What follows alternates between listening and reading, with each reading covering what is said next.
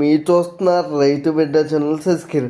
ఈరోజు video topic వచ్చేసి కొంతమంది రాజమండ్రి డైరీ వాళ్ళు రైతులకు చెప్పేటువంటి విషయం ఏంటంటే, రాజమండ్రి రైతులు వచ్చిన తర్వాత ఒక డైరీ ఫామ్ వ్యక్తిని నమ్మి ఆ వ్యక్తి దగ్గరికి రైతులు వచ్చిన తర్వాత ఆ వ్యక్తి ఏం చెప్తాడు, ఇది మా బాబాయ్ డైరీ ఫామ్ అండి, ఇది మా పెద్దనాన్న డైరీ ఫామ్ అండి అని చెప్పేసి వేరే డైరీ ఫామ్కి తీసుకెళ్ళి రైతుకి గేదెలు ఇప్పిస్తాడు అనమాట.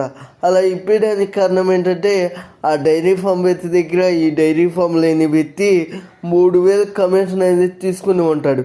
కమిషన్ తీసుకొని, అన్న ఎవరన్నా రైతులు వస్తే నేను నీ దగ్గరికి తీసుకొస్తానని చెప్పేసి ఆ వ్యక్తికి, డైరీ ఫామ్ ఉన్న వ్యక్తికి ఈ డైరీ ఫామ్ లేని వ్యక్తి చెప్పి, ఎవరన్నా రైతులు తిన దగ్గరికి వచ్చినప్పుడు ఆ డైరీ ఫామ్కి తీసుకెళ్ళి, ఆ డైరీ ఫామ్ మా బాబాయ్దండి, మా పెద్దనాన్నదండి అని చెప్పేసి ఆ డైరీ ఫామ్లో రైతులకి గేదెలు ఇప్పించి, అలా కూడా రైతుల్ని రాజమండ్రి డైరీ వాళ్ళు కొంతమంది మోసం చేస్తూ ఉన్నారు.